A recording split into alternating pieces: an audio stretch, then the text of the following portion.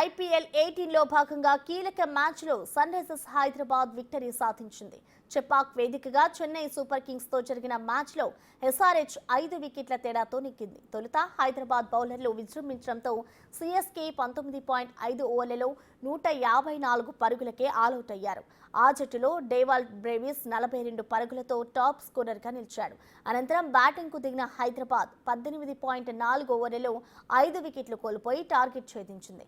ఇషాన్ కిషన్ 34 బంతుల్లో 44, కమిందు మెండిస్ 22 బంతుల్లో 32, నితీష్ కుమార్ రెడ్డి 13 బంతుల్లో 19 పరుగులతో రాణించారు. ఇక చెన్నై బౌలర్లలో నూర్ అహ్మద్ 2, ఖలీల్ అహ్మద్, అన్షుల్ కంబోజ్, రవీంద్ర జడేజా ఒక్కో వికెట్ తీశారు.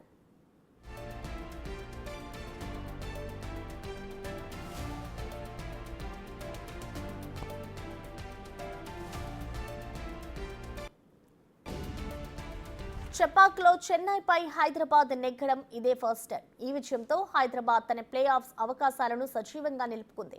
హైదరాబాద్కు ఇది 3వ గెలుపు. ప్లే ఆఫ్స్కు చేరాలంటే SRH మిగతా అన్ని మ్యాచ్ల్లో ఖచ్చితంగా విజయం సాధించాలి.